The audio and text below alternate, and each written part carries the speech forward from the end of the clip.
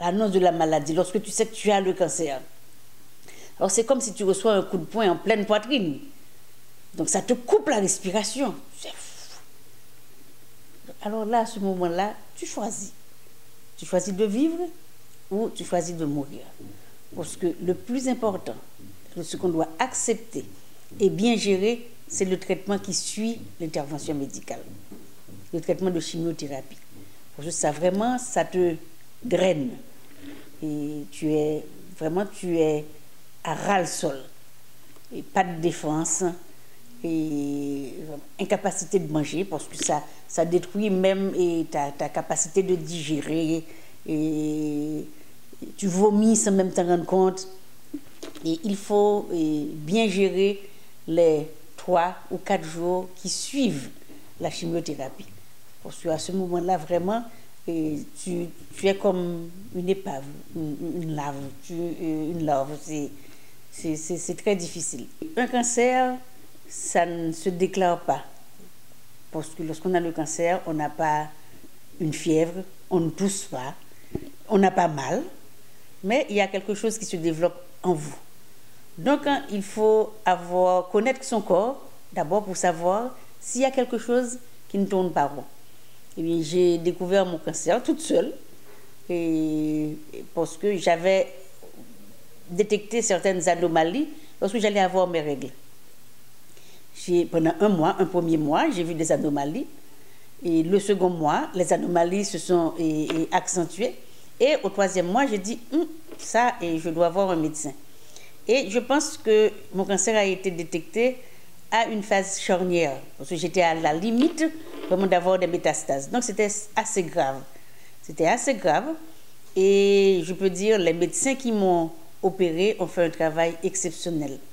Parce qu'ils ont eu quand même à me nettoyer les intestins jusqu'à la limite de la perforation, pour enlever tous les débris de cellules. Mais en fait, le cancer, c'est pour moi, je pense, et surtout, c'est la façon dont l'esprit réagit par rapport à la maladie. Et toutes les maladies tuent. La grippe tue, la fièvre tue. On a des épidémies de grippe qui tuent des milliers de personnes. Et par exemple, les maladies comme le chikungunya, la dengue, tout ça tue. Mais on ne parle pas de ces épidémies comme des maladies qui tuent. Lorsqu'on parle de maladies qui tuent, le cancer vient en première position. J'ai eu un cancer de l'ovaire. Et ça a été détecté je me souviens très bien. Et j'ai eu tous les résultats de sonographie et marqueurs sériques. J'ai eu tous les résultats. Et c'était le jour du match Haïti-Brésil. Je n'oublierai jamais au stade Silvio Cator.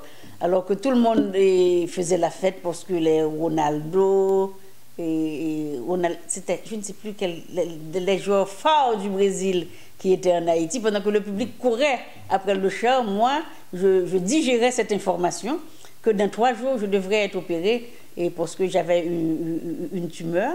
Et vraiment, on ne pouvait pas, les médecins ne savaient pas encore quelle serait l'ampleur de cette tumeur. Donc c'est au moment de l'intervention qu'ils ont vu et vraiment que c'était très grave. Et lorsque je suis sortie de la salle d'opération, ce que j'ai regardé tous les visages et ma famille et j'ai vu la défaite dans leur regard. J'ai vu qu'on s'apprêtait à m'enterrer. Alors moi, j'ai décidé, je leur ai dit, non, pleurez sur vous, ne pleurez pas sur moi, parce que j'ai intégré que c'était très grave, et j'ai conditionné mon cerveau pour vaincre la maladie. Parce que le cancer, c'est notre corps qui lutte contre notre cerveau, et là, il faut être en condition pour pouvoir mater le corps, parce que ce sont des cellules qui se multiplient. Donc, pendant mes 6 mois, je ne me suis même pas rendu compte que la chimio avait enlevé mes cheveux, parce que moi, j'avais pris la décision de me raser le crâne. Donc, vous voyez, ce sont des actes que tu poses, des actes de rébellion de ton cerveau contre cette maladie qui s'acharne à te détruire. Voilà. Est-ce que ça veut dire que votre famille a désespéré à un moment donné? Oui, je pense que dès le début. dès le début, parce que après ils ont été questionnés, les médecins étaient hésitants. Il y a même d'autres médecins qui n'avaient pas participé. Et dès ma sortie de la salle d'opération, eh bien, Haïti m'avait tué. Des amis et des parents me disaient, ah, c'est très grave, elle va mourir. Donc, pour certaines personnes, j'étais déjà morte. Je me souviens, après ma 3e séance de chimiothérapie, et j'avais la fille d'un ami et d'amis de la famille qui se mariait. Et j'ai été au mariage. J'ai dansé. Et les gens s'étaient étonnés. Mais comment se fait-il qu'elle danse comme ça? Parce que son cas est grave, elle va mourir. Alors je les ai regardés, je leur ai dit, écoutez, peut-être que beaucoup d'entre vous mourront avant moi. Parce que moi, j'ai décidé de vivre. Donc, il faut prendre la décision et s'en tenir et se battre. Parce que s'il y a des médicaments, je sais que la chimio, c'est du poison.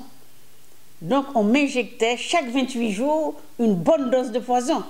Mais je savais que ce poison-là, c'était pour tuer des cellules malignes. Et je conditionnais mon esprit pour que le poison tue les cellules et le poison ne me tue pas moi. Donc, après ma 6e séance de chimiothérapie, déjà après la 3e séance, les résultats étaient corrects. Mais les médecins ont tenu à ce que je sois vraiment bien nettoyée et j'ai accepté stoïquement mes 6 séances de chimiothérapie et voilà, ça fait plus de 10 ans et je suis en forme. Mais ce que je voudrais ajouter, et je pense que ce qui m'a le plus aidé, c'est ma relation avec la nature. J'aime le ciel bleu, j'aime le vert, j'aime les fleurs, j'aime les plantes. Et chaque fois que j'allais à l'hôpital pour les séances de chimiothérapie, parce que dès la première goutte, tu es raplapla. Et je demandais toujours à ce que ma chambre donne au moins sur une petite fenêtre, que je puisse voir au moins un carré de ciel et une branche. Donc là, en prenant le poison, je regardais la vie dehors, je regardais le ciel bleu, je regardais les feuilles qui bougeaient. Et vraiment, mon esprit était en communion avec la nature, avec la vie, pas avec le poison que je recevais. Mais il faut vraiment... parce qu'il y a beaucoup de personnes qui parlent de miracle. Le miracle, c'est toi qui le fais. C'est toi qui fais ton miracle.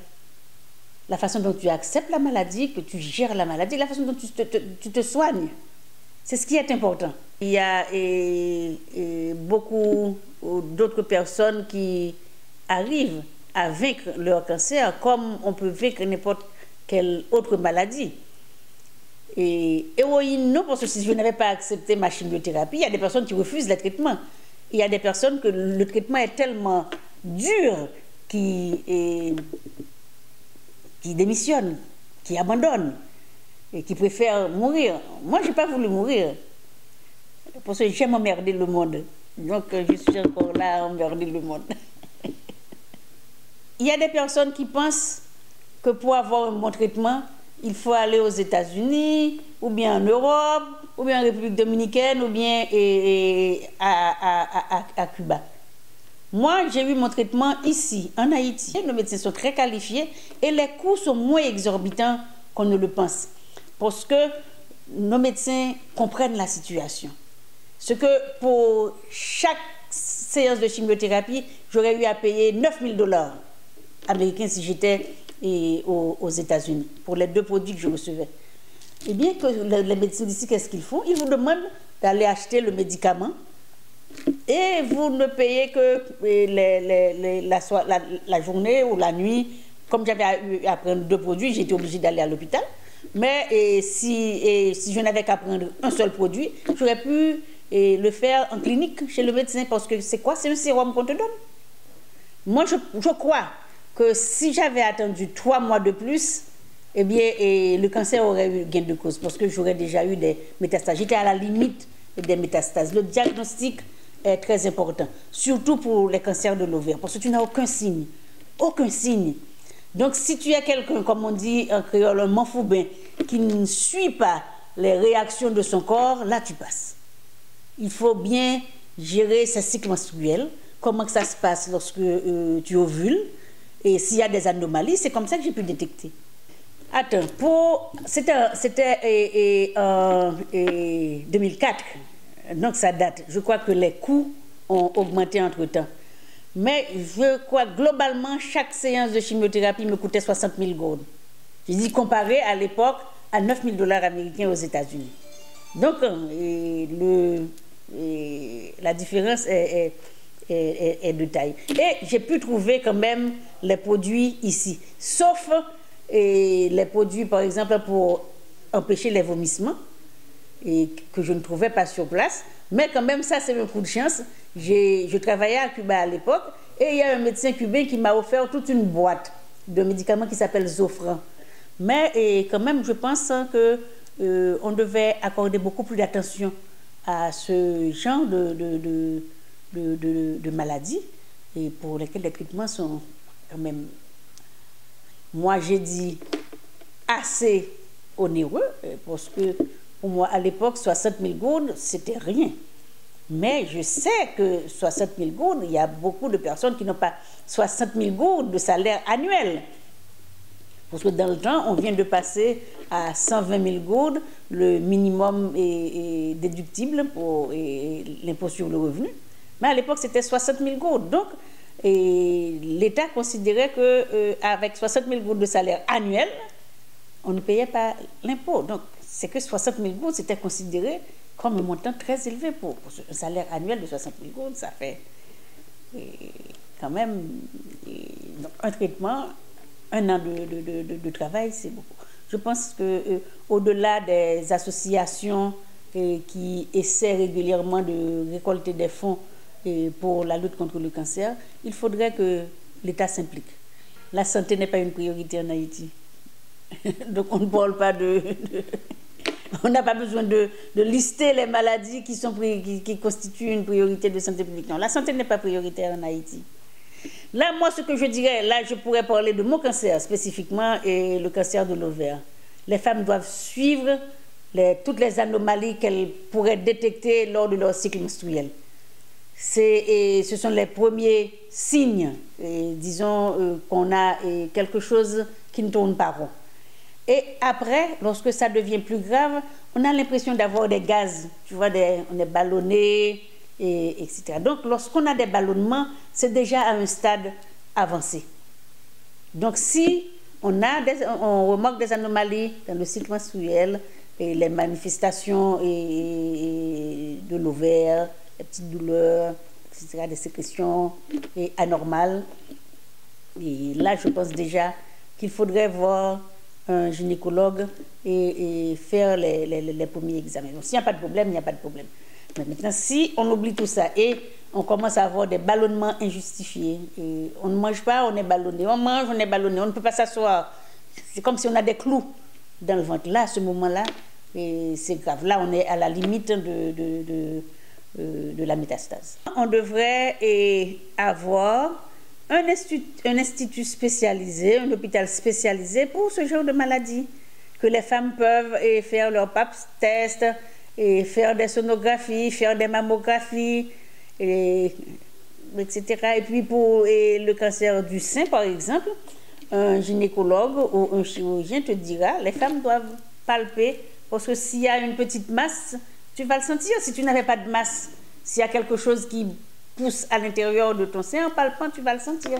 Et là, à ce moment-là, il faut penser à voir un médecin, ne pas reporter à l'infini et la visite de chez le médecin. Il vaut mieux voir le médecin que de voir le Hungan, parce que le Hungan, il va pouvoir rien faire, vraiment rien faire. Et je pense que l'éducation à avoir quelque chose également, il faut enseigner au peuple haïtien, à la population haïtienne, surtout les femmes, quelles sont les maladies auxquelles elles sont le plus exposées et comment les détecter. Et puis, bien entendu, il faut que l'accès et aux soins de santé soit beaucoup plus abordable aussi. J'ai parlé à Emmanuel Paul. Oui. J'ai comme l'impression que le mental joue Justement, beaucoup dans la lutte contre le cancer. C'est pourquoi j'ai été voir Emmanuel. Parce que lorsqu'il m'a dit qu'il avait le cancer et qu'il était à l'hôpital et qu'il allait être opéré, et j'ai vu que son moral était à zéro. J'ai dit, Emmanuel, surtout, il ne faut pas flancher. J'étais en Floride à l'époque, j'étais à Miami. J'ai pris un avion, j'ai fait l'aller-retour à Boston juste pour lui remonter le moral. Et là, j'ai une cousine qui vient d'être de subir une mastectomie. On lui a enlevé, on lui avait déjà enlevé un premier sein. Là, on vient de lui enlever le second sein. Mais j'ai été la voir pour m'assurer comment était son moral. Et son moral était au top. Et là, déjà, moi, je voyais que c'était quelqu'un qui avait déjà vaincu le traitement qui va suivre. Parce que c'est sûr qu'elle va avoir une chimio qui va la mettre vraiment à ras le sol. Ça, c'est sûr, je suis catégorique. Si j'avais déjà tout le monde autour de moi avait le moral à zéro. J'ai des amis qui venaient me voir à l'hôpital et qui me tournaient de dos, qui portaient des lunettes de soleil pour que je ne vois pas qu'ils étaient en train de pleurer.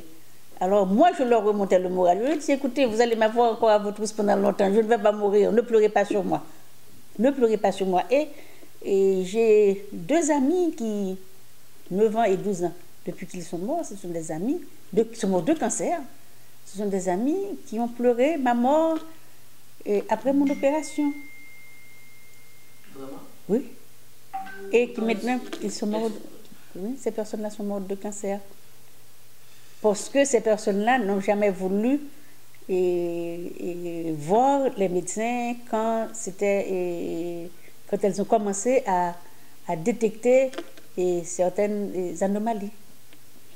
Tous, nous avons des cellules cancéreuses dans le corps. Tout le monde. Tout le monde. Mais il y a certaines personnes qui le cancer se fait de manière génétique. Tu as ça dans ta famille. Et là, la génétique compte beaucoup. Il faut avoir l'histoire de sa famille. Moi, j'ai pu, lorsque j'ai vu l'alerte, j'ai été rapidement voir mon médecin, parce que ma maman est morte de cancer de l'ovaire, et ma grand-mère aussi. Et dans toute ma famille, il y a des cas de cancer du sein, cancer de l'ovaire. Donc, il faut connaître les antécédents, puis connaître les antécédents familiaux. Et lorsqu'on a un problème, on peut dire, ah, c'est peut-être telle ou telle chose. Si on ne fait pas attention à ça, s'il est trop tard. J'ai ma tante qui a actuellement 96 ans. Ça fait 7 ans qu'on lui a enlevé un sein. Jusque très tard, elle a eu le cancer du sein.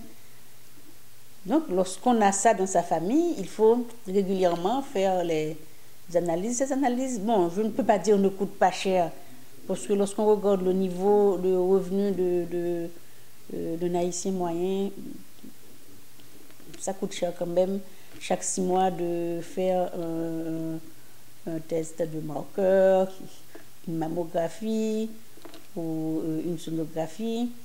Mais je pense qu'il faudrait que c'est facilité et que les femmes haïtiennes, bon, je parle des femmes, mais bien entendu, les hommes également ont du cancer du côlon, de la prostate, etc. Pour les cancers les plus courants, il faudrait quand même qu'on ait des centres de diagnostic et de traitement à la portée de tout le monde. Ah ben, je peux te montrer les résultats, justement parce que je viens à peine de faire mes tests. Non, je suis très bien. Très, très, très bien. Et bien sûr, moi, je suis guérie. Parce qu'on parle de rémission lorsque tu as eu un cancer. Donc, s'il y a rémission, ça veut dire qu'il peut y avoir récidive. Je n'aurai pas de récidive. Je suis guérie. Je suis guérie. Ça, je le sais. Je le sais, je le sens dans mon corps. Pas seulement dans ma tête. Je le sens dans ma tête et dans mon corps.